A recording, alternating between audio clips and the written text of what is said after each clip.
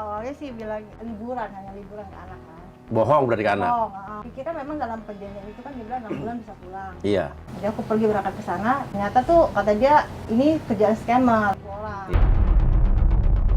Bu, saya sempat dijual, Mas. Gara-gara apa, Bu? Saya juga nggak tahu itu dijual ya, tiba-tiba kita disuruh kemas-kemas. Sama, kalau saya mau minta pulang, tetap harus ganti ugi kan. Paspor ditahan? Paspor saya ditahan di perusahaan pertama. Apa tuh rasanya waktu itu hilang nggak bisa ngubungin ibu kamu? Wah, aku pikir mamaku udah meninggal kali. Takut kayak mentalnya mamaku nggak kuat, jadi kayak aku udah putus harapan sih. Aku pikir mamaku kayak udah nggak ada. 3, 2, 1, close the horde.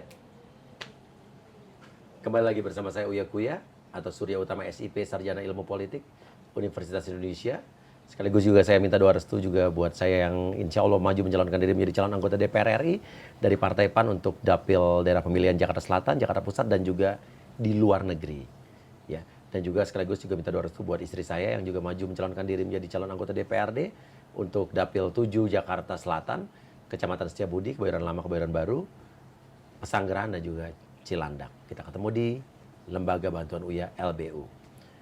Oke, ingat 2 minggu yang lalu ada Cika, seorang anak yang minta tolong ke kita, ya, karena ibunya terjebak dan hilang di Myanmar, menjadi korban TPPO, tindak pidana perdagangan orang. Pada saat itu, Cika kebingungan karena 2 bulan lebih hilang kontak sama sekali sama ibunya nggak ada kabar. Ini sempat ada video viral nih. Saya berinisial C, anak dari Ibu L yang menjadi korban TPPO di Myanmar. Karena kondisi ekonomi yang sulit setelah pandemi, sehingga mama saya tergiur oleh tawaran kerja di luar negeri dengan iming-iming gaji yang menggiurkan. Singkat cerita, mama saya terjebak di perusahaan scam di Myanmar dan dipaksa menjadi scammer. Mama saya berusaha keluar dari perusahaan ini dengan berbagai cara, bahkan sempat ditipu oleh oknum yang mengaku dapat membantu mama saya keluar. Hingga akhirnya tanggal 11 Mei, mama saya berhasil keluar dari perusahaan dan meminta bantuan KBRI. Kemudian kabar terakhir yang saya terima dari mama adalah ia ditahan di penjara imigrasi. Hingga saat ini, udah 66 hari, mama saya berada di penjara dan tidak dapat mengabari kami sama sekali. Kami lost contact. Kami sebagai keluarga sangat khawatir. Saya sudah di titik frustasi karena sudah melapor ke berbagai pihak tapi belum menemukan titik terang. Padahal, mama saya adalah seorang korban. Saya dan keluarga ingin tahu kabarnya, melihat fotonya dan mendengar suaranya untuk mengetahui apakah ia baik-baik saja di sana. Oleh karena itu, saya mohon bantuan netizen dan semua pihak untuk bisa memviralkan kasus mama saya ini, agar mama saya dapat cepat pulang dan berkumpul dengan keluarga. Kami merindukannya. TikToknya. Nah, sekarang alhamdulillah sang ibu sudah ada di samping kita. Saya senang banget lihat ibu di sini. Waktu Cika di sini waktu itu kebingungan datang, sekarang sudah welcome back di Jakarta, di Indonesia. Cika senang? Ya, senang banget, Mas. Ya, makasih banyak ya, Iya. Mas. Waktu itu juga kayak hampir dari podcast sebelum nggak nyampe seminggu bahkan itu mama aku udah bisa pulang, Iya. bisa dapat kabar. Aku berterima kasih banget, Mas, sudah bantu, Iya. udah bantu follow up ke pemerintah. Makasih banyak, Mas. Oke, saya sih cuman perantara aja, karena yang membebaskan ibunya ini benar-benar pemerintah Republik Indonesia, Kementerian Luar Negeri. Waktu itu saya minta tolong ke Kementerian Luar Negeri, saya telepon Pak Judan Nugraha, Direktur Perlindungan Warga Negara Indonesia. Akhirnya juga Pak Judan Nugraha langsung kontak ke KBRI Yangon, dan akhirnya memang ibunya ditemukan ada di kantor polisi pada saat itu ya. Iya, tapi kalau tanpa Mas Surya sih benar-benar kita bingung sih sebenarnya, karena dari Mas Surya juga udah benar-benar cepet geraknya. Iya, harus cepat lah, karena saya juga minta maaf juga nih, banyak orang yang juga minta tolong ke saya, tapi banyak sekali sampai harus bingung. Tapi kalau itu kan Cika emang langsung datang ke saya, jadi saya bisa langsung bergerak waktu itu, langsung telepon Pak Juda dan Kementerian Luar Negeri, dan sekarang sudah ada di sini. Ya, bersyukur. Alhamdulillah. Nah, ibu ini kan termasuk korban tindak pidana perdagangan orang (TPPO). Terjebak di Myanmar, gimana ceritanya sih, Bu? Sampai anak nggak tahu ibu pergi kerja di sana terus kehilangan jejak. Ibu sampai kayak ibaratnya apa ya? Ya jadi korban di situ sampai akhirnya ditangkap polisi sana kan? Iya. Ya aku awalnya sih bilangnya liburan, hanya liburan ke anak kan. Bohong berarti ke anak? Bohong, Oke. Aku pikir kan memang dalam perjanjian itu kan dia bilang 6 bulan bisa pulang. Iya. Jadi aku pergi berangkat ke sana, tapi nggak dibilang tuh di Myanmar. Ya. Dibilangnya aku di Thailand kan. Oke, dibilangnya kerja apa waktu itu? Marketing operator marketing online. Operator marketing online. Oke. Di Thailand posisinya. Iya. Waktu keberangkatan pun aku memang ke Thailand sampainya. Oke, benar-benar lewat Thailand. Benar-benar di Thailand. Terus lewat Mesot pasti ya? Ya betul, lewat Mesot. Oke. Ternyata kita sampai sana, ternyata baru ketahuan di situ ternyata aku di Myanmar, daerah Myanmar tuh. Naik kapal tongkang? Ya. Naik Enggak, lewat kapal. nggak? Nggak lewat sungai? Lewat sungai memang. Lewat sungai? Mesot situ lewat sungai. Iya. Sampai sana, disuruh istirahat dulu kan. Besoknya pas disuruh kerja itu, kok beda gitu dari yang dijanjikan. Oke. Ternyata tuh kata dia ini kerjaan scammer, Nipu orang. nipu orang. Iya. Nah pas aku tahu begitu, kan aku nggak mau kan, Iya. nggak sesuai. Terus aku minta pulang.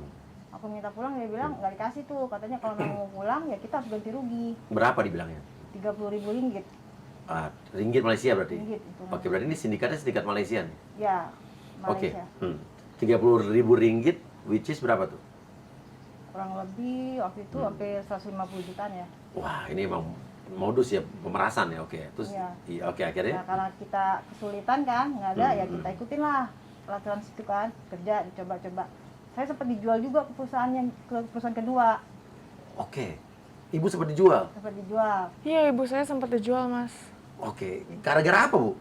Ya mungkin dari perusahaan pertama saya juga nggak tahu itu dijual ya, tiba-tiba kita disuruh kemas-kemas katanya mau pindah. Ternyata itu kita dijual itu sama company kedua. Oke, karena apa? Di situ tidak bisa memenuhi target atau gimana? Ya mungkin nggak, proyeknya nggak jalan kali ya. Proyek yang pertama itu nggak jalan, jadi kita dijual ke perusahaan yang kedua ini. Nah di perusahaan kedua inilah sama, kalau saya mau minta pulang tetap harus ganti rugi kan. Paspor ditahan? Paspor saya ditahan di perusahaan pertama, Oke. di perusahaan yang pertama. Terus akhirnya saya coba-coba kerja di situ, ya ikutin lah. Paling hukumannya ya lari lapangan. Kalau gitu. apa dihukum? Kalau nggak capai target, kalau nggak dapat nomor, kan Oke. itu cari nomor. Tugas ibu apa sih? Cari nomor, Cari nomor telepon orang ya betul. lewat WhatsApp, Dating apps. dating app. dating apps. Jadi ibu ngedeketin orang, Ya kayak dating app itu kan kenalan. Kenalan. Ah, Iya. Udah kenalan, terus kita ajak ngobrol, kita tanya pekerjaannya apa, tinggalnya di mana, statusnya apa. sampai dia ngasih nomor telepon. Betul. Nanti yang nerusin nipunya tuh orang lain, tim Orang lain, tim bukan lain, ibu ya. bukan saya. Ibu cuma sampai dapat nomor telepon. Ya, Sasarannya orang warga negara mana? Australia. Australia. Banyak dapat nomor telepon. Banyak dapat nomor telepon. Dan habis itu kita kasih ke sana. Nah, kalau kita nggak dapat nomor telepon, itulah kita didenda kadang-kadang disuruh lari lapangan. Oke. Modus penipuannya setelah dapat nomor telepon itu, tim yang satu lagi menipunya seperti apa? Dia menawarkan produknya nanti. Apa? Investasi? Ya, seperti kayak Kripto? gitu. Kripto, kayak kripto. Kripto. Tapi itu penipuan udah pasti kan? Penipuan. Oke. Banyak yang kena. Ya banyak sih kayaknya sepertinya dari ini ya, kalau mereka bisa melanjutkan itu kayaknya udah mereka lebih ngerti. Orang Australia sasarannya. Ya, Kalau yang terakhir kemarin orang Amerika ya. Oke. Ibu sempat dijual gitu kan? Iya. Akhirnya gimana cerita ibu bisa nyasar ke kantor polisi? Ditangkap tuh gimana?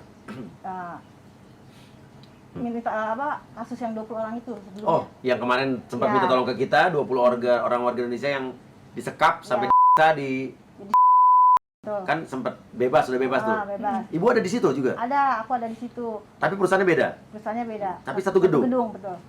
Satu gedung. Nah, karena perusahaan saya melihat seperti itu, mereka takut. Waktu yang mereka digerebek. Ya, Oke. mereka takut kan. Akhirnya ya orang Indonesia dipulangkan. Saya dipulangkan tuh ya sisa 3 orang. Dikeluarkan dari perusahaan. Oh, berarti ada gunanya juga tuh waktu upaya kita pembebasan 20 warga negara itu ya. Iya. Jadi perusahaan itu ngelihat takut. Saya takut. Akhirnya ya. ibu dilepasin. Ya, dilepaskan. Terus? Lepaskan, saya Paspor dikasih nggak? Enggak dikasih, tanpa paspor itu. Kita jalan di tengah jalan tuh di stopin saya Sama? sama nggak tahu kayak petugas dari mana gitu kan. Dia nanya identitas kan. Karena saya nggak punya. Akhirnya saya ditahan lah, dibawa ke kantor imigrasi. Dari kantor imigrasi diinterogasi, terus saya dibawa ke kantor polisi. Nah di situ saya ditahan. Oke, di situ ditahan berapa orang Indonesia ditahan? 3 orang, awalnya 3 orang. Jadi 2 bulan lebih ya. 2 bulan 2 minggu saya di situ. Itulah terakhir makanya Iya. bisa kontak sama anak ya. Sebelum ditangkap itu. Sebelum terakhir itu saya sempat kontak juga. Kalau saya dari kantor polisi gitu kan. Habis itu hilang kontak Hilang. karena handphone nggak bisa. Iya, nggak bisa pegang. Oke. 11 Mei terakhir. Apa tuh rasanya waktu itu hilang nggak bisa ngubungin ibu kamu? Wah, aku pikir mamaku udah meninggal kali. Maksudnya Iya. kan lihat di YouTube tuh banyak banget kan Yang kasus-kasus disiksa. kayak gitu. Jadi aku takut kayak mentalnya mamaku nggak kuat, jadi kayak aku udah putus harapan sih. Aku pikir mamaku kayak udah nggak ada gitu. Oke, tapi kamu sebetulnya selama 2 bulan hilang tuh, kamu udah sebelum datang ke saya udah ngelakuin apa aja? Aku tuh udah chat ke banyak pihak dari KBRI, Kemenlu, banyak deh pokoknya. Cuman emang nggak ada respon, disuruh sabar, disuruh tunggu kayak gitu. Jadi kayak udah putus harapan yang tadi aku Mungkin bilang saking kan. banyaknya korban Iya. kali ya. Iya. Udah, tapi sempat ada balasan tapi kan?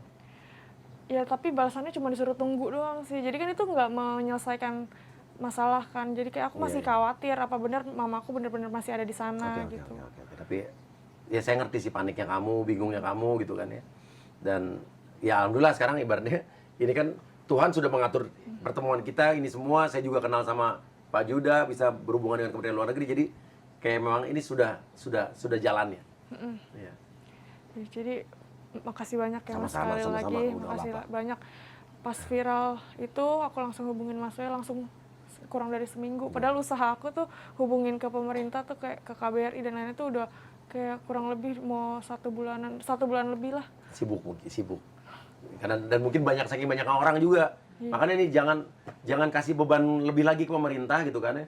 Dengan makin banyak korban, makin kalian berangkat ke sana makin banyak korban, jadi bingung pemerintah kita kebanyakan korbannya gitu kan. Jadi udahlah stop tawaran iming-iming kerja di luar negeri ya dengan gaji gede yang cara-cara yang tidak legal seperti ini. Dulu kita ketemu tuh gimana sih sampai lupa? Kamu hubungin saya waktu itu? Iya, waktu itu aku hubungin Mas Uya Instagram? lewat Instagram dan Iya. langsung dibales kan waktu itu Iya, kayak nggak lama dihubungin langsung dibantu direspon. Oke. Dan Ibu selama di kantor polisi itu apa yang Ibu rasakan?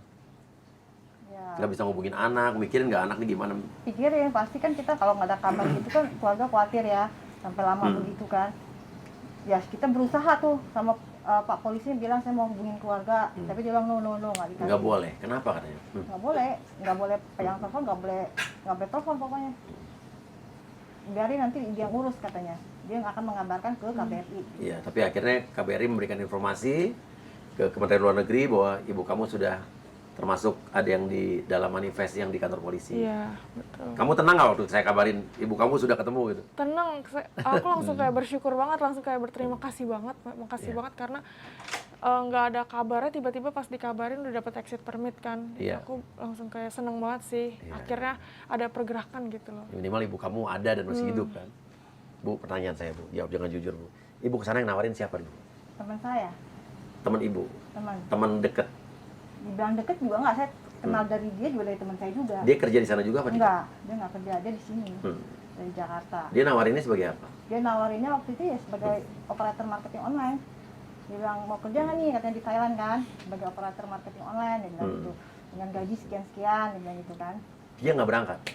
Waktu ke Thailandnya saya sama dia, Oh, dia juga berangkat? dia ke Thailand. Nah waktu saya dijemput untuk ke sana ke Myanmar itu dia nggak ikut. Dia cuma bilang kamu udah dijemput sama pihak perusahaan, ikutin aja. Oh, berarti dia bilang. pelaku juga dong? Iya sepertinya. Sekarang dia di mana?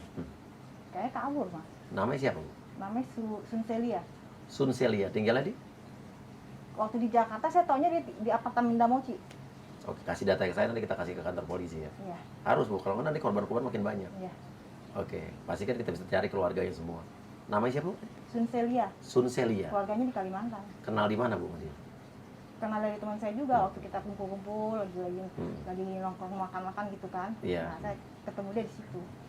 Oke, berarti dia ikut datang ke sana, tapi dia bilang nanti bakal dijemput. Berarti dia Iya. tuh udah tahu semuanya soal ini ya. Kayaknya udah tahu dia deh.